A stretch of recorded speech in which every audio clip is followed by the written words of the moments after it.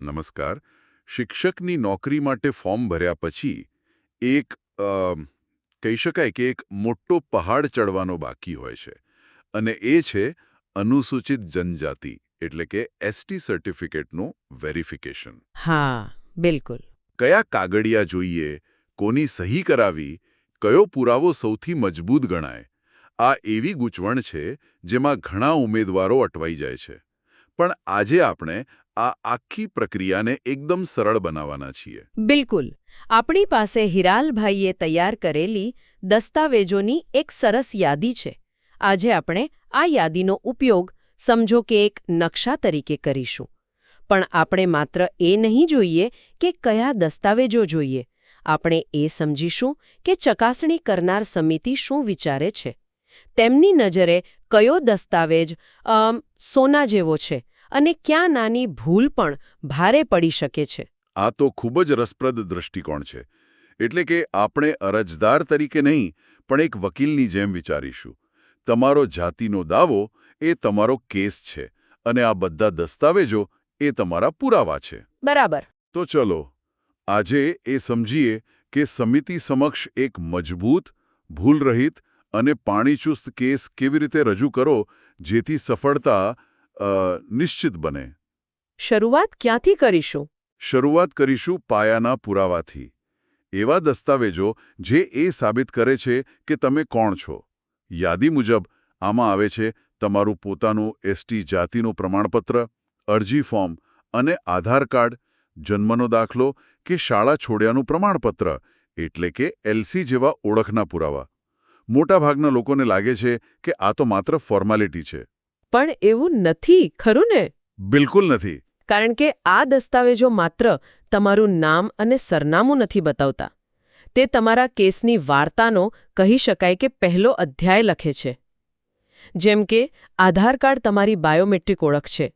જન્મનો દાખલો તમારી ઉંમર અને જન્મસ્થળની પુષ્ટિ કરે છે. પણ મને લાગે છે કે આ બધામાં સૌથી અગત્યનું પાત્ર શાળા છોડ્યાનું પ્રમાણપત્ર એટલે કે એલસી ભજવે છે. તમે એકદમ સાચા મુદ્દા પર આવ્યા છો. ઘણા અરજદારો તેમના નવા બનેલા લેમિનેશન કરેલા જાતિ પ્રમાણપત્રને સૌથી મહત્વનો પુરાવો માને છે. પણ સમિતિની નજરમાં તમારા બાળપણનું કદાચ થોડું જૂનું થઈ ગયેલું શાળા છોડ્યાનું પ્રમાણપત્ર પેલું એલસી એ સોના મોહર જેવું છે. એક મિનિટ. આ તો થોડું વિચિત્ર લાગે છે. સરકાર દ્વારા તાજેતરમાં જારી કરાયેલું એક સત્તાવાર પ્રમાણપત્ર કરતાં વર્ષો જૂનો શાળાનો કાગળ વધુ શક્તિશાળી કેવી રીતે હોઈ શકે? આ તો સમજાયું નહીં. કારણ કે તે એક વાર્તા કહે છે. સમિતિ એ જોવા માંગે છે કે તમારો દાવો કોઈ સરકારી યોજના કે નોકરી માટે અચાનક ઊભો નથી થયો.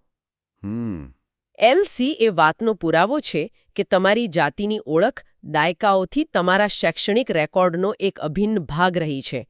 જ્યારે કોઈ અધિકારી તમારા 10મા કે 12મા ધોરણના એલસીમાં અનુસૂચિત જનજાતિ લખેલું જુએ છે ત્યારે તે સમજે છે કે આ ઓળખ આજની નથી પણ વર્ષો જૂની અને સતત છે. આ દાવા અને દસ્તાવેજી ઇતિહાસ વચ્ચેનો તફાવત છે. તમારું નવું પ્રમાણપત્ર તમારો દાવો છે, જ્યારે તમારું જૂનું એલસી એ તમારા ઇતિહાસનો પહેલો પાક્કો પુરાવો છે. વાહ!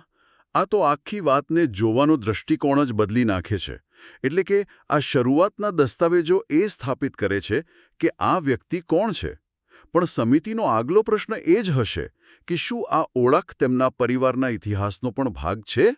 અને મને લાગે છે કે અહીંથી જ ખરા અર્થમાં તપાસ શરૂ થાય છે. બિલકુલ.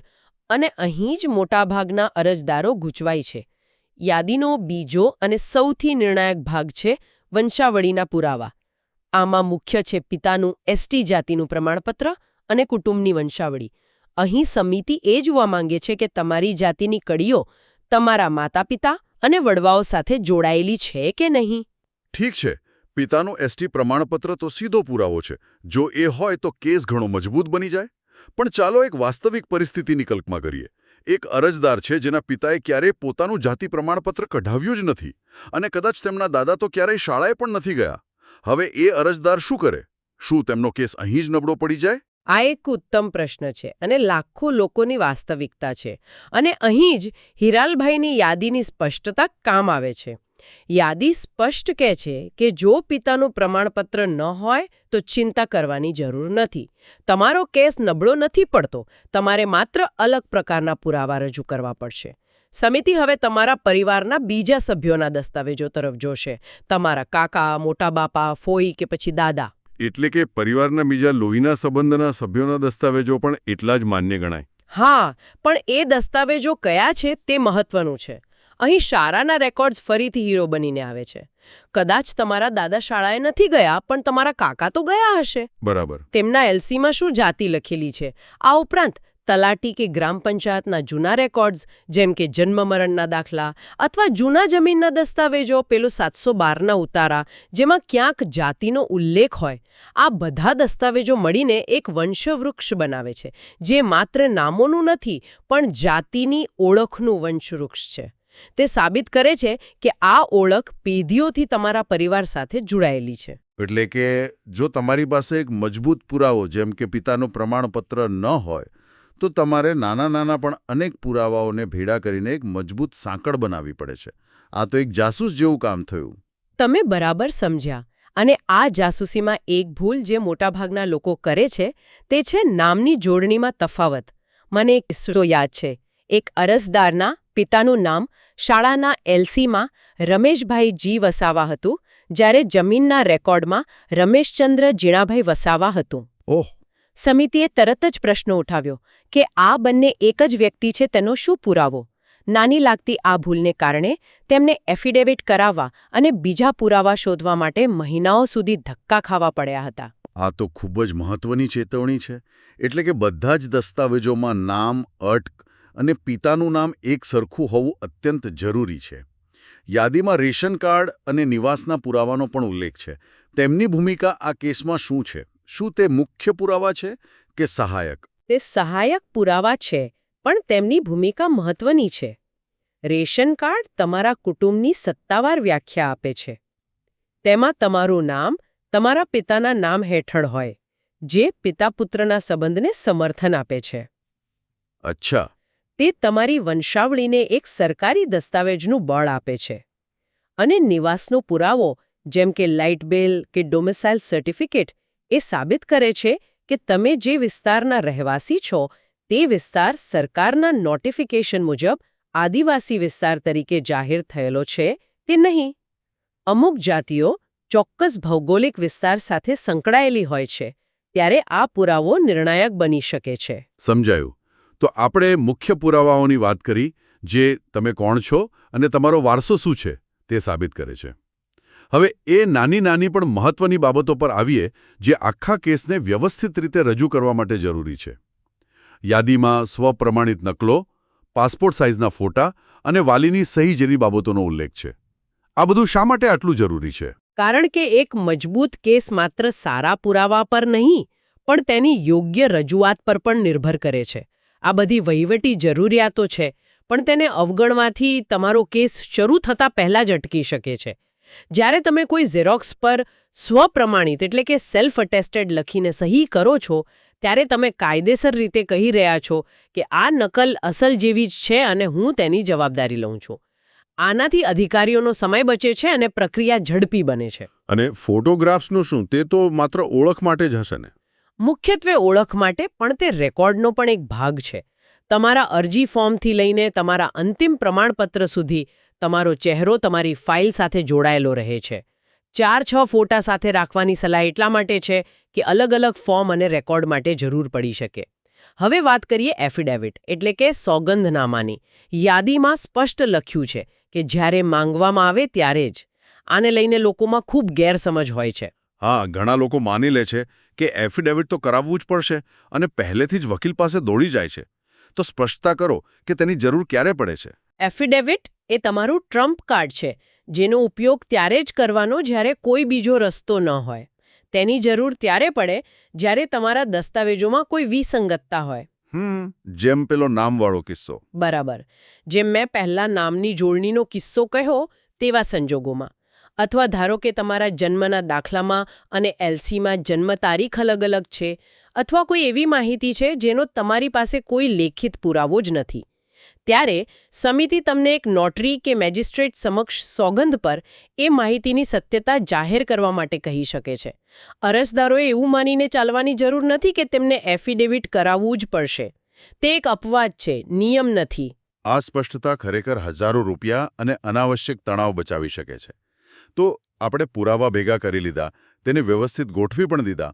હવે આવે છે અંતિમ દિવસ, એટલે કે રજૂઆતનો દિવસ.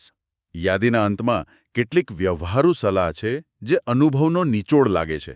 જેમ કે ઓરિજિનલ સાથે ઝેરોક્સના 1-2 સેટ સાથે રાખવા. આ સલાહ સાધારણ લાગે છે, પણ તે સૌથી કિંમતી છે. કલ્પના કરો કે તમે ચકાસણી કેન્દ્ર પર સવારથી લાઇનમાં ઊભા છો.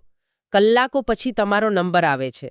અધિકારી તમારી ફાઇલ તપાસે છે અને કહે છે, આ દસ્તાવેજની ઝેરોક્સ બરાબર વંચાતી નથી, બીજી લાવો. અથવા તમે પિતાના એલસીની ઝેરોક્સ તો લાવ્યા જ નથી. ઓહો.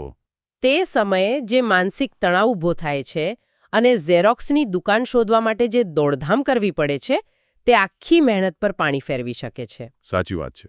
એટલે કે તૈયારી એવી હોવી જોઈએ કે ત્યાં જઈને માત્ર શાંતિથી દસ્તાવેજો જમા જ કરાવવાના રહે, કોઈ દોડાદોડ નહીં. આ નોંધમાં ફરીથી એ વાત પર ભાર મુકાયો છે કે વિદ્યાર્થીના પોતાના પ્રમાણપત્ર સાથે પિતા અથવા તો કુટુંબના સરકારી રેકોર્ડમાં એસટી નોંધ એ સૌથી મજબૂત પુરાવો છે. અને આ જ આપણા આખા કેસનો સાર છે. તમારી પોતાની ઓળખ એ વાર્તાની શરૂઆત છે, પણ તમારા વડવાઓના કાગળોમાં છુપાયેલી પેઢીઓની ઓળખ એ વાર્તાનો ક્લાઇમેક્સ છે. જે અરજદાર આ બંનેને જેટલી મજબૂત રીતે જોડી શકે છે, તેની સફળતાની શક્યતા એટલી જ વધી જાય છે. સમિતિને એ ખાતરી જોઈએ છે કે આ લાભ સાચા અર્થમાં એવા પરિવારો સુધી પહોંચી રહ્યો છે જે પેઢીઓથી આદિવાસી સમુદાયનો ભાગ રહ્યા છે. ખૂબ સરસ. તો આ આખી ચર્ચાને જો આપણે અરજદાર માટે સંક્ષિપ્તમાં સમજાવી હોય તો શું કહી શકીએ? મને લાગે છે કે આખી પ્રક્રિયાના 3 મુખ્ય સ્તંભ છે. પહેલો, વ્યક્તિગત પુરાવા, જે સાબિત કરે છે કે તમે કોણ છો અને જેમાં તમારું જૂનું એલસી એ સ્ટાર પરફોર્મર છે. બરાબર. બીજો સ્તંભ છે વારસાગત પુરાવા, જેમાં પિતા, કાકા કે દાદાના સરકારી કે શાળાના રેકોર્ડ દ્વારા તમે તમારી ઓળખને તમારા કુટુંબના ઇતિહાસ સાથે જોડો છો. આ તમારા કેસની કરોડરજ્જુ છે. અને ત્રીજો અને અંતિમ સ્તંભ છે વ્યવસ્થિત રજૂઆત, જેમાં સ્વપ્રમાણિત, સ્પષ્ટ, ઝેરોક્સના 1થી વધુ સેટ અને બધી જ વહીવટી જરૂરિયાતોનું પાલન કરીને તમે એ સુનિશ્ચિત કરો છો કે તમારી મહેનત છેલ્લી ઘડીએ વ્યર્થ ન જાય. એકદમ સચોટ સારાંશ. જો આ 3 સ્તંભ મજબૂત હોય તો પછી ચકાસણીની પ્રક્રિયા એ કોઈ પરીક્ષા નહીં પણ માત્ર એક ઔપચારિકતા બની રહે છે. તમારો કેસ પોતે જ બોલે છે, તમારે વધારે કંઈ કહેવાની જરૂર નથી પડતી. આ ખરેખર ખૂબ જ ઉપયોગી અને ઊંડાણપૂર્વકની ચર્ચા રહી. પણ આ બધું સાંભળીને મારા મનમાં એક ભવિષ્યનો વિચાર આવે છે. આપણે જોયું કે આખી પ્રક્રિયા જૂના કાગળ પરના દસ્તાવેજો, પેઢીઓ જૂના રેકોર્ડ્સ પર કેટલી નિર્ભર છે. હા, એ સાચું છે. આપણે ડિજિટલ યુગમાં જીવી રહ્યા છીએ. આવનારા વર્ષોમાં જન્મના પ્રમાણપત્રથી લઈને શાળાના રેકોર્ડ્સ, જમીનના દસ્તાવેજો બધું જ એક ડિજિટલ લોકરમાં એકબીજા સાથે લિંક થઈ જશે. ત્યારે એક પ્રશ્ન ઊભો થાય છે. શું આ ટેકનોલોજી ભવિષ્યમાં આવી ચકાસણીની પ્રક્રિયાને એક ક્લિક જેટલી સરળ બનાવી દેશે? કે પછી ઓળખ સાબિત કરવા માટે નવા જ પડકારો ઊભા થશે? જેમ કે ડેટાની સુરક્ષા, ડિજિટલ છેતરપિંડી અને જે લોકો ટેકનોલોજીથી પરિચિત નથી તેમના માટે એક નવી જ ડિજિટલ ખાઈનું નિર્માણ થશે. શું ભવિષ્યનો પુરાવો કાગળ નહીં પણ એક એન્ક્રિપ્ટેડ કોડ હશે? એ વિચારવા જેવી વાત છે.